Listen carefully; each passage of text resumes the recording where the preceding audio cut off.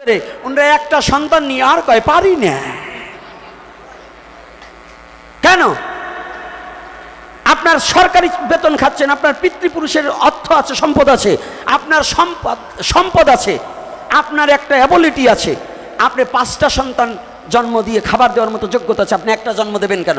যার অ্যাবিলিটি নাই, যে সন্তান মানুষ করার যোগ্যতা নাই, তাদেরও এখন আমি বার্তা দিয়ে যাচ্ছি, যদি কোনো গরিব দুঃখী কোনো মা বাবার সন্তান জন্ম দেওয়ার ইচ্ছা আছে, টাকা পয়সা নেই, খাবার দিতে পারছে না, আপনি আমার সাথে যোগাযোগ করুন, 5টা সন্তান জন্ম দিন, আমাদের সন্তান দিয়ে দেন, খাওয়া পড়ার দায়িত্ব আমরা নেব।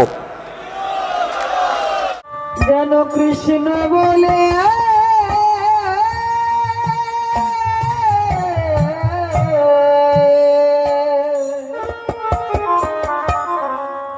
কাঁদিতে। সবাই কি রাজা হয় নাকি? সবাই মন্ত্রী হয় নাকি? তাহলে সবাই ঘরে ঘরে সাধু হয়েছে নাকি? সাধু হয়েছে হাতে গোনা কয়েকটা। যারা সাধু না হয়েছেন, আপনারা যারা চাকরি করেন, আপনারাই আমাকে আরো ক্ষতি বেশি করছেন। কারণ মাস্টার মশাইরা যারা চাকরি করে, যারা অন্য অন্য ক্ষেত্রে চাকরি করে, ওনারা একটা সন্তান নিয়ে আর কয় পারি না কেন? আপনার সরকারি বেতন খাচ্ছেন, আপনার পিতৃপুরুষের অর্থ আছে, সম্পদ আছে, আপনার সম্পদ আছে, আপনার একটা অ্যাবিলিটি আছে, আপনি 5টা সন্তান জন্ম দিয়ে খাবার দেওয়ার মতো যোগ্যতা আছে, আপনি একটা জন্ম দেবেন কেন? যার অ্যাবিলিটি নাই, যে সন্তান মানুষ করার যোগ্যতা নাই, তাদেরও এখন আমি বার্তা দিয়ে যাচ্ছি, যদি কোনো গরিব দুঃখী কোনো মা বাবার সন্তান জন্ম দেওয়ার ইচ্ছা আছে, টাকা পয়সা নেই, খাবার দিতে পারছে না, আপনি আমার সাথে যোগাযোগ করুন, 5টা সন্তান জন্ম দিন, আমাদের সন্তান দিয়ে দেন, খাওয়া পড়ার দায়িত্ব আমরা নেব। তবু সন্তান জন্ম দিতে হবে। আমাদের সম্পত্তি আপনার সন্তানকে দিয়ে দেব, কথা দিচ্ছি। আমরা সেই সনাতনী নিজের স্বার্থের কথা ভাবিনি, আমি সেই সনাতনী যে নিজের ভবিষ্যতের কথা ভাবিনি। আপনার সন্তানের মঙ্গলের জন্য আমার জীবনকে উৎসর্গ করে দিতে পারি, শুধু এই সনাতনের জন্য আমি মরতেও রাজি আছি।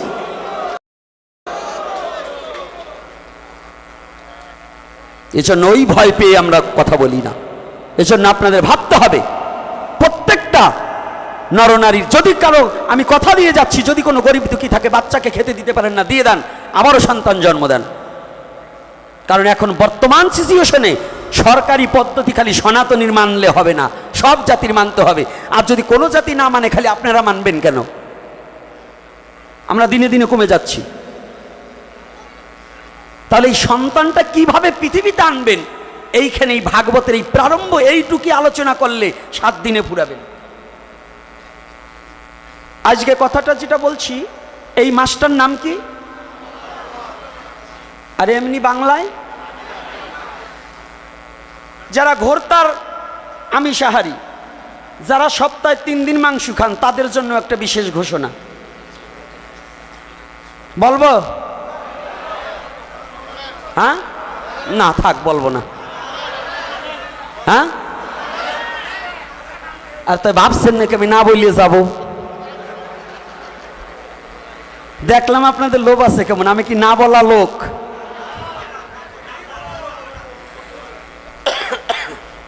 আমি না বলিয়ে যাওয়া লোক না। তাই কি কথাটা বলা দিলাম? মনে আছে রে, ভোলেনি। মাঝে মাঝে আনন্দও তো সৃষ্টি করতে হবে, তাই না? খালি এক ঘাইয়ে কথা বললে তো হবে না, তাহলে কেউ কথা শুনবে না। মাঝে মাঝে হাসি কান্না সব দিয়ে যখন থাকবো, তখন আজকে যা ভক্ত হয়েছে, কালকে আরো 200 বাড়বে, তাই তো? আমাদের দরকার হচ্ছে জনগণ, ভক্ত আসো। ভক্ত না হইলে জনগণ আসুক, ভক্ত হয়ে বাড়ি যাবে। রাধে রাধে। জনগণ হয়ে আমাদের এই ভাগবতীয় জনসভায় আজকে যোগদান করবে, এইখান দিয়ে ভাগবতীয় রসমৃত কথা আস্বাদন করে তার দুর্বুদ্ধি দূর করে ভক্ত হয়ে গৃহে ফিরে যাবে। কি বলে হরিবল? পারবো না কি? ভক্ত হওয়ার বাসনা আছে তো? তাহলে যারা সপ্তাহে 3 দিন পাড়ার মাংস ছাড়া ঘুম আসে না, তাদের জন্য বলছি, একটু শুনেন। কয় পাড়া না খাসি, আরে ওই একই বস্তু, একটু পরিবর্তন করছে, তাই ওই নাম হয়েছে। কিন্তু বস্তু তো এক না, খাসি আর পাড়া তো একই।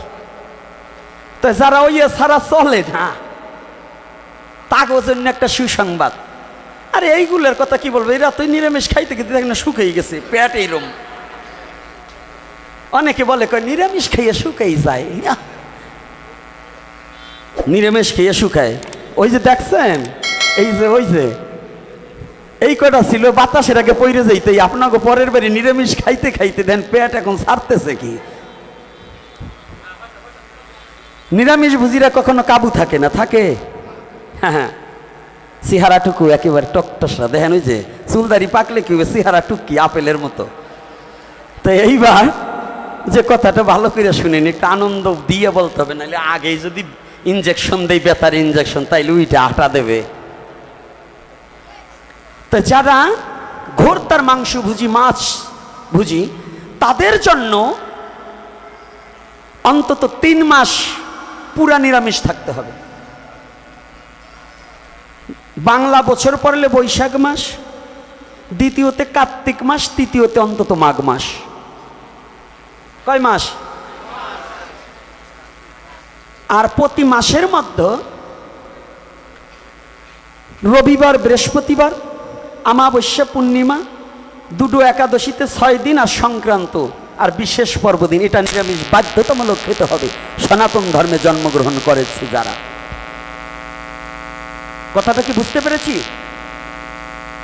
যদি একবারেও না পারেন, অন্তত এই কয়টা দিন, মাসের এই কয়টা দিন, আর এই যে মাসের এই বছরের এই 3 মাস, এটা প্রত্যেকটা জীবের জন্য প্রশস্ত, প্রত্যেকটা জীবের জন্য।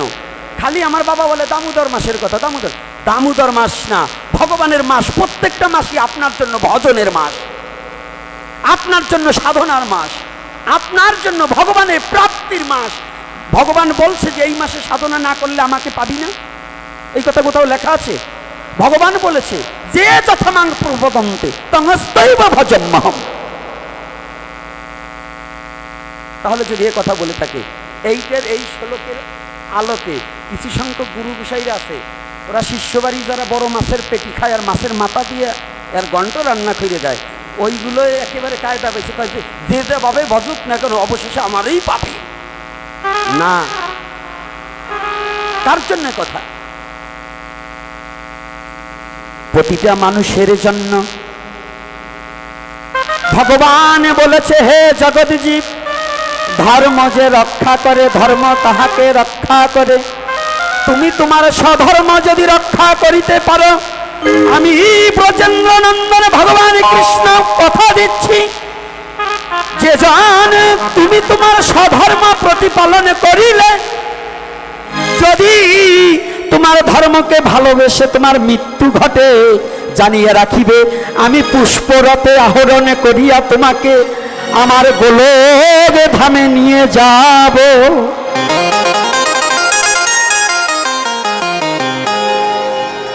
তাহলে সে ধর্মটা কি? একটা মা সন্তান সম্ভবা হওয়ার পরে অন্তত সে যেন মাংস, পেঁয়াজ, রসুন এগুলো থেকে দূরে থাকে। কথাটা কি কষ্ট হচ্ছে? এইটা খাওয়া যাবে না। এটা খেলে কি হবে? সুখদেব গোস্বামী গর্ভে থাকতে তার মা হরিকথা শ্রবণ করেছে, এজন্য মায়া মুক্ত হয়ে পুত্র বিশ্ব জগতের শ্রদ্ধাভাজন হয়ে পৃথিবীতে প্রকাশ পেয়েছে। ও মা, ও বাবা, আপনি কি চান না আপনার গর্ভের সন্তান একটু কৃষ্ণ ভক্ত হোক?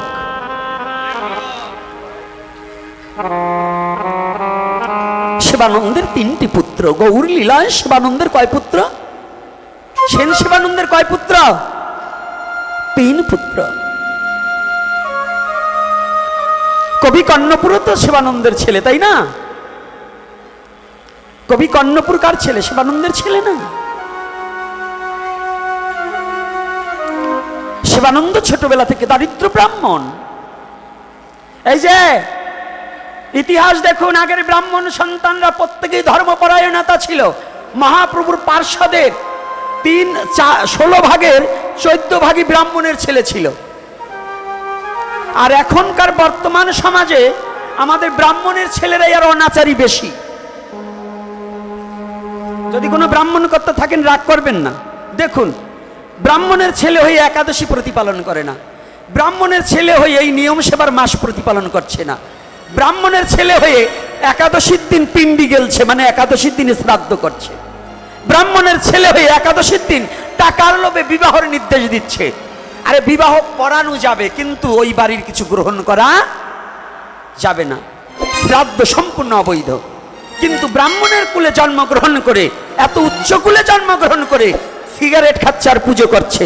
ধিক্কার করি ওই ব্রাহ্মণ কুলকে, ওই ব্রাহ্মণকে, যে ব্রাহ্মণ প্রকৃত ব্রাহ্মণ কুলে জন্মগ্রহণ করেও অনাচারী হয়ে সনাতন ধর্মটাকে বিসর্জন দেবার বসেছে। রাগ করবেন না, আমি কোনো ব্রাহ্মণকে বলছি না, কিন্তু ব্রাহ্মণ কুলে জন্মগ্রহণ করে যারা অনাচারী হয়ে সনাতন ধর্মটাকে ডুবাতে বসেছে, তাদের প্রতি আমার এই কথাগুলো প্রচার করছি। মহাপ্রভুর পার্শ্বদ অধিকাংশই ব্রাহ্মণের ছেলে ছিল, নাকি পণ্ডিত মশাই? কি ব্রাহ্মণ ছিল না? তাই প্রত্যেকটা ব্রাহ্মণ ধর্মপরায়ণতা ছিল। আর এই কলির যুগের মধ্যে অধর্মের বাসায় এখন ব্রাহ্মণদের মধ্যে সৃষ্টি হচ্ছে। এটা জানতে খুব কষ্ট হয়, ভাবতে খুব অবাক লাগে যে সনাতন ধর্মের মধ্যে সর্বশ্রেষ্ঠ পূজনীয় জন হচ্ছে ব্রাহ্মণ, আর সেই ব্রাহ্মণ এখন ঘৃণিতর পথে চলে যাচ্ছে। আমি চরণে হাত রেখে বলছি, এই পথ থেকে ফিরে আসতে হবে। এখনো মানুষ ব্রাহ্মণেরকে শ্রদ্ধা করে, বৈষ্ণবকে শ্রদ্ধা করে। এই ব্রাহ্মণ বৈষ্ণবগণ নিজেদের কুকর্মকে পরিত্যাগ করে সঠিক হরিভজনের উদ্দেশ্যে আমাদের গন্তব্যস্থান যেন ভগবানের শ্রীপাদ পদ্ম হয়, এই উদ্দেশ্যেই আমাদের কর্ম করা একান্ত বাধ্যতামূলক। এইবার শিবানন্দের 3 পুত্র,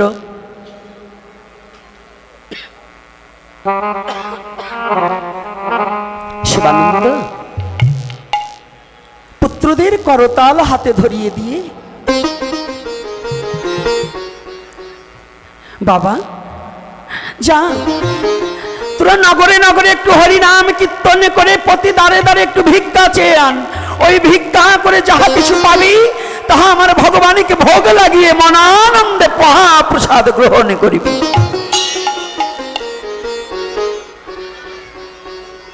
ছোট ছেলেটা একেবারে ছোট, তবু একখানা করতাল ধরিয়ে দিয়েছে, হরিনাম কর।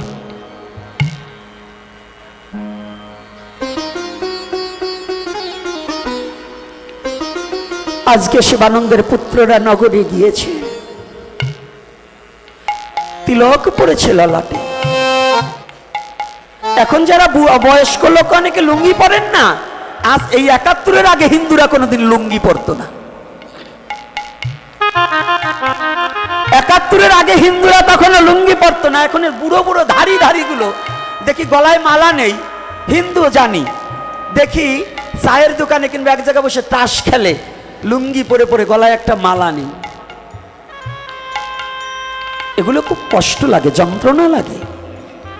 ভগবান ওদের মনুষ্যকুলে কেন জন্ম দিয়েছ যে আজও তোমাকে একটু ভালোবাসতে জানলো না? নাম করে নগরে ভিক্ষা করছে, কিন্তু কিন্তু দুষ্ট লোক,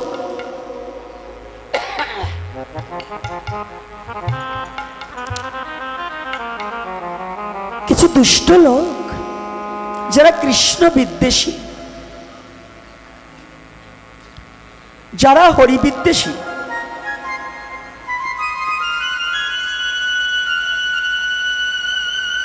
ভগবানকে ভালোবাসতে জানে না,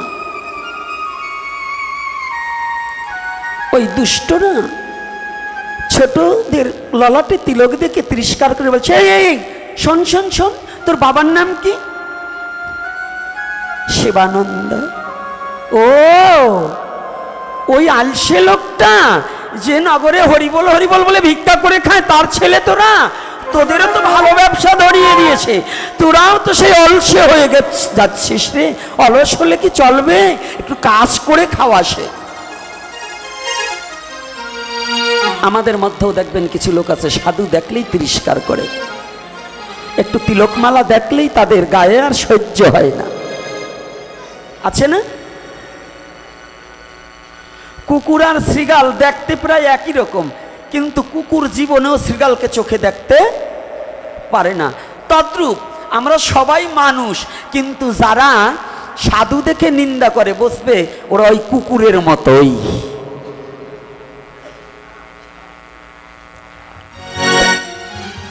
একটু চিকন দিলাম। এইবার বলছে তোরা ভিক্ষা করবি না, তোর বাবার স্বার্থের জন্য তোদেরকে ভিক্ষা করাচ্ছে। তো যুবক ছেলেদের যদি হিট মারা কথা বলা হয়, তারা তো একটু কষ্ট পাবেই। তো কষ্ট পেয়ে চলে এসেছে। বড় ভাই ছোট ভাইকে মেজো ভাইকে বলছে, ভাই আজকে বাবাকে প্রশ্ন করব। তার এমন কি স্বার্থ যে আমাদের কোনো কর্ম না শিখিয়ে, আমাদের কোনো কাজ না শিখিয়ে শুধু ভিক্ষা করা শিখাচ্ছে?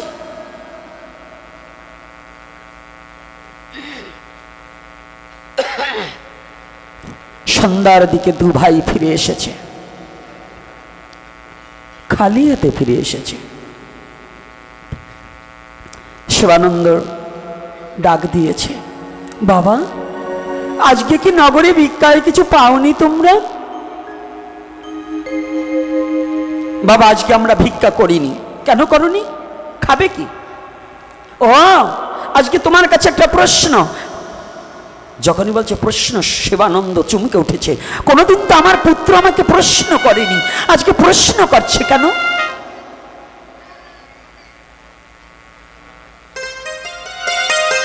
বাবা বলো।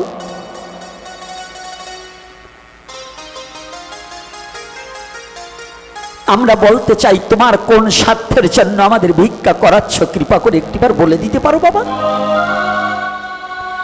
শিবানন্দ বলছে, বাবা আজ আমি নিঃসন্দেহে আমি তোদের কাছে একটা কথা জিজ্ঞাসা করি, আজকে বোধহয় তোদের কোনো ভালো সঙ্গ হয়নি, আজকে তোদের কুসঙ্গ হয়েছে।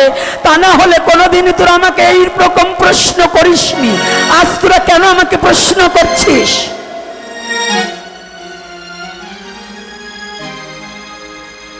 সৎসঙ্গে স্বর্গে বাস, অসৎসঙ্গে সর্বনাশ।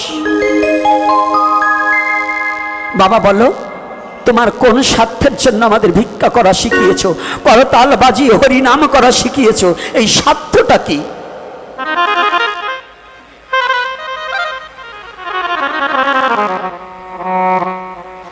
শিবানন্দ দুটি চোখের জল ছেড়ে দিয়েছে। জানিস বাবা, এ জগতে স্বার্থ ছাড়া কেউ কোনো কাজ করে না। আমিও একটা স্বার্থের জন্য তোদেরকে হরিনাম শিক্ষা দিয়েছি, তোদের হস্তে করতাল ধরিয়ে দিয়েছি, তোদের বদনে হরিনাম শিক্ষা দিয়েছি। এটাও আমার একটা স্বার্থের জন্য। সে স্বার্থটা কি জানিস? আমি বড় আশায় বুক বেঁধে, তোদের মতো তিনজন পুত্র পেয়ে বড় আশায় বুক বেঁধেছিলাম। ভগবান কৃপা করে আমাকে তিনটি পুত্র দিয়েছে। আমার ধন না থাকিলে, ঐশ্বর্য না থাকলে এই পুত্র তিনটাই আমার মহাধন হবে। আমি তোদেরকে ভিক্ষাবৃত্ত জীবন আর এই হরিনাম শিক্ষা দিয়েছিলাম একটা কারণ। কি কারণ জানিস বাবা? আমি শিবানন্দ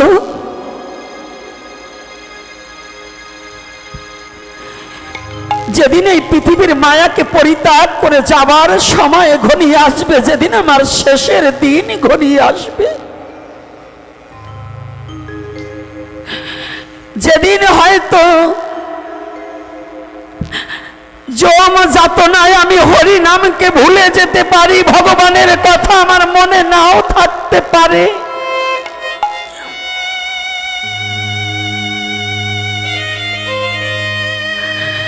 যম যাতনা আমি যদি আমার ভগবানকে ভুলে যাই, আমি যদি আমার গোবিন্দের নাম ভুলে যাই, আমার বদন থেকে যদি মধুমাখা হরি নাম হারিয়ে যায়, হরি বল।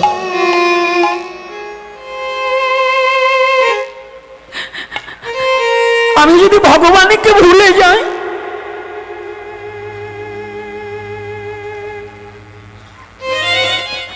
আমি ভেবেছিলাম সেদিন যে আমার 3টি পুত্র আছে, আমি একটু হরি নাম শিক্ষা দেই,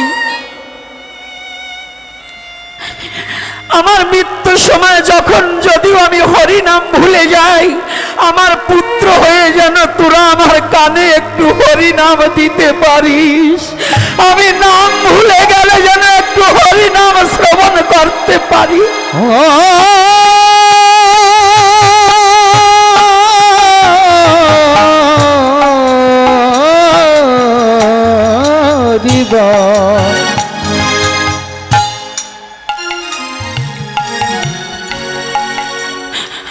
আমি সেজন্য তোদেরকে হরিনাম শিক্ষা দিয়েছিলাম, এটাই আমার বড় স্বার্থ। পুত্র হলে দুঃখ যায় শাস্ত্রীর লেখন, আমার জানিস বাবা আমার সবচেয়ে বড় দুঃখ কি? আজ তোদের বাদন হইতে কথা শ্রবণের আগে কেন আমার মৃত্যু হলো না?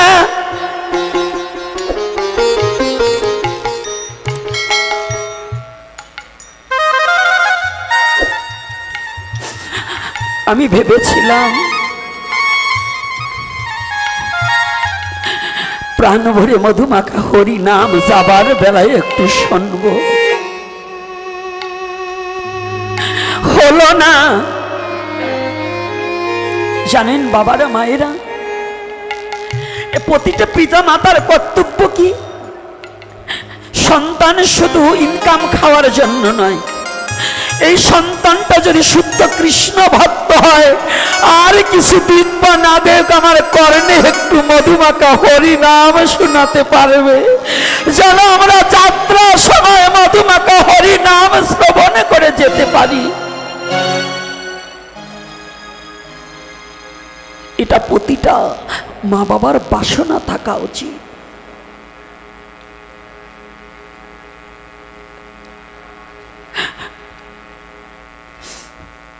প্রতিটা হরিদাস বলেছিল না, প্রভু জগতে আমার আর কোনো বাসনা নেই, আমার একটা বাসনা কি জানো?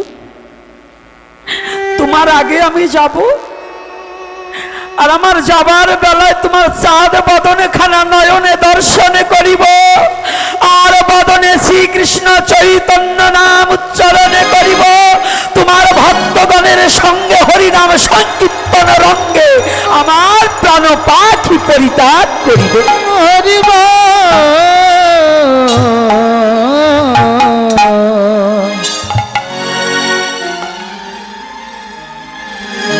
প্রতিটা মা বাবার কর্তব্য হচ্ছে সন্তানকে একটু হরিনাম শিক্ষা দেওয়া।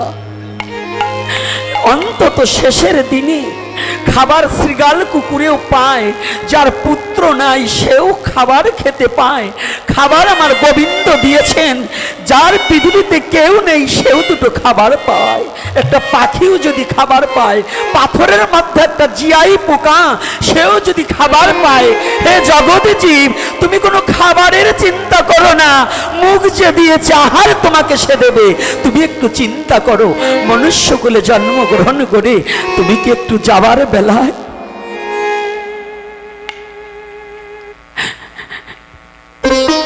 ওরে তোমার কর্ণে কৃষ্ণ নাম ওরে কে শুনাবে?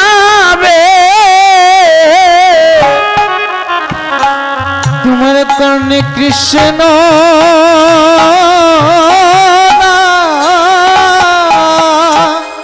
কে শোনাবে?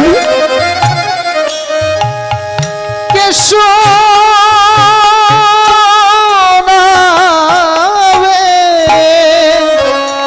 তোমার কর্ণে কৃষ্ণ নাম ওরে কে শুনাবে?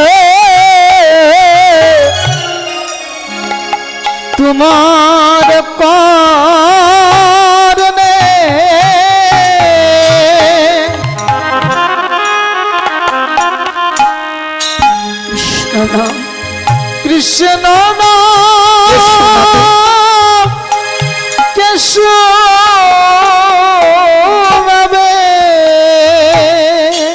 ওরে যেদিন তোমার যাব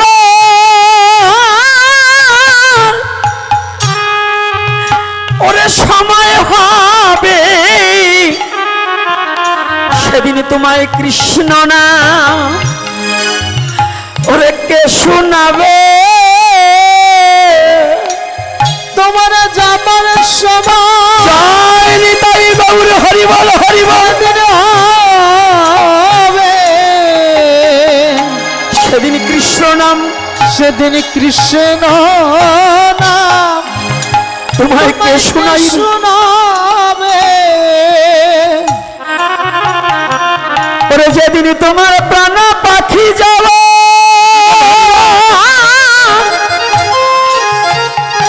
ওরে সময় হবে সেদিন তোমায় কে বা কৃষ্ণ না ওরে শোনাইবে? যেদিন প্রাণ পাখি গৌরী যাবার সময় সেদিন সময় হবে সেদিন তোমায় কে কৃষ্ণ নাম শোনাইবে? সেদিন কে তোমায় নাম শোনাইবে? কৃষ্ণ নাম শোনাবে? যাবার বেলায় নামের কথা বললেনি কেন?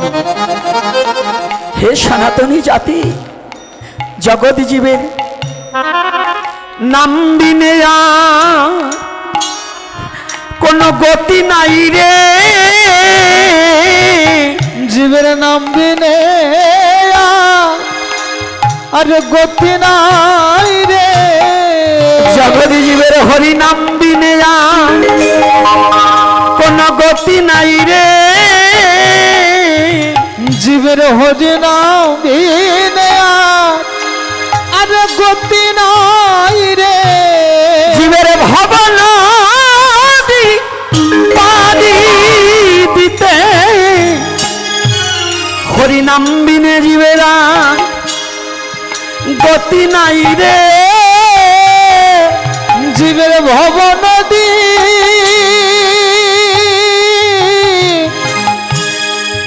পারি দিতে জীবের হরি নাম বিনে আর গতি নাই রে। তোদেরকে পেয়ে বড় আনন্দিত হয়েছিলাম। ও বাবা, ও মা, ছেলে খেতে দেখবা না দেখ, কোনো দুঃখ নেই। প্রকৃত শুদ্ধ ভক্ত মা বাবা চায় আমার একটা ভক্ত ছেলে আমার কর্ণে যেন একটু মধুমাতা হরি নাম শোনায়, আমি যেন নাম শুনিতে শুনিতে যেতে পারি।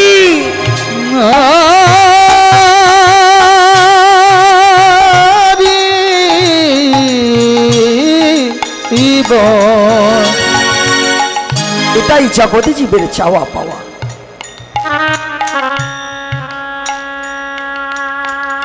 এটাই জীবনের একমাত্র চাওয়া পাওয়া উচিত।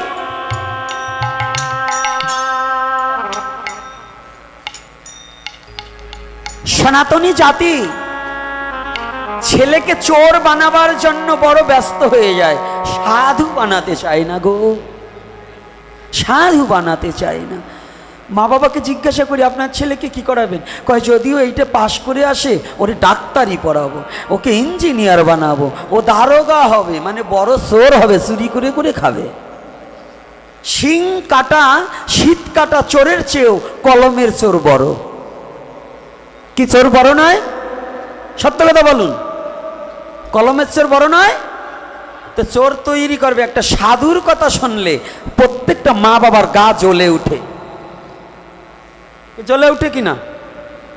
এই আইসে প্রণাম করে বলে, আহা বাবা, আপনার মা যে কত বড় রত্নগর্ভা, আপনার মায়ের ভাগ্য কত, আপনার মতো ছেলে গর্ভে ধারণ করছে।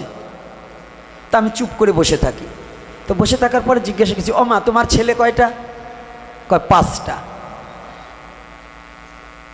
5টা? হ্যাঁ।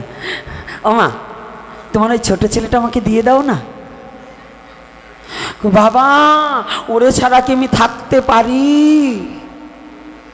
একটু আগে বললো তোমার মা রত্নগর্ভা, এখন বলছি তো তোমার ছেলেটা আমাকে দিয়ে দাও, সাধু করে দিলে তুমিও তো রত্নগর্ভা হবা, হবে না? না না ওরে ছাড়া কি আমি থাকতে পারি? তো ভাবনাটা কত বোঝেন? মানে নিজের ছেলেটাকে সাধু হতে দেবে না, অন্যের প্রশংসা করবে। যদি বলে যে না বাবা এই ছেলেটা সাধু হয়ে যাক, আমার ছেলেটাকে ছোটবেলা থেকে সাধু তৈরি করি, হরিনাম শিক্ষা দেই, সনাতনী আচরণ সংস্কৃতি শিক্ষা দেই। এই সনাতনী আচরণ শিক্ষা দিলে আজকে আপনার মেয়ে ধর্মান্তরিত হতো না, সনাতনী আচরণ শিক্ষা দিলে আপনার ছেলে ধর্মান্তরিত হতো না। আপনার ছেলেকে মোবাইল কিনে দিয়েছেন, গীতা কিনে দেননি। আপনার মেয়েকে মোবাইল কিনে দিয়েছেন, কোন ছেলে কতগুলো পোশাক দিল কোনোদিন হিসাব রাখেননি। বাড়ি ছেড়ে আপনি সাধু সঙ্গতে গেছেন, মেয়েরে একারে ফাঁকায় রেখে গিয়েছেন, মোবাইল দিয়ে গেছেন, মেয়ে তো টানা না করে চলে গেছে। এজন্য কি ধর্ম দায়? হ্যাঁ এজন্য কি ধর্ম দায়? তাহলে সনাতনী কি সচেতন হতে হবে। আজকে আসার আগে 5 জন ফোন করেছে, বাবা কি আমাদের বান্দাখোলায় আপনি আলোচনা করবেন বটে, কিন্তু জানো রাজনীতি প্রেক্ষাপটে কোনো আলোচনা না হয়। একজন আসুন আমার এপিসোড এই পর্যন্ত দেখান আমি একটা রাজনীতির কথা বলছি নাকি। কোন পণ্ডিত বলছেন আসুন রাজনীতি কোনটা ধর্মনীতি কোনটা চেনেন বোঝেন? যারা বলেন যে রাজনীতির কথা বললেন না, আমরা কোনোদিন সাধুরা রাজনীতির কথা বলি না। আমরা সাধুরা এমপি ইলেকশন করছি, এই সাধুরা চেয়ারম্যান ইলেকশন করছি। আমরা কোন সরকারের কাছে নির্বাচিত সরকার আর তত্ত্বাবধায়ক সরকার আর এই বর্তমান যে সরকার চলছে কোন সরকার কাছে চাইছি আমাদের 10টা আসন দাও সাধুদের? চেয়েছি? তাহলে আপনারা কিভাবে আমরা রাজনীতি করছি? আমরা কথা বলছি, 2-1টা কথা বলছি। এখন তো বর্তমান সরকার যিনি আছে এবং পূর্ব থেকে 71-এর পর থেকে সনাতনী জাতি শাসিত হয়েছে, মার খেয়েছে, নিষ্পেষিত হয়েছে, মন্দির ভেঙেছে, নারীকে ধর্ষণ করেছে, সনাতনী মা বোনদের প্রতি অত্যাচার চালিয়েছে। সেই প্রতিবাদে আমরা তাদের কাছে দাবি জানাচ্ছি, আমরা এই রক্ষার জন্য আমরা কোনো রাষ্ট্র চাইনি, আমরা আলাদা কোনো জেলা চাইনি, আলাদা কোনো বিভাগ চাইনি, আমরা শুধু নিজেদের সুরক্ষা চেয়েছি। এজন্য এই সারাল জাতির এত ভয় কিসের?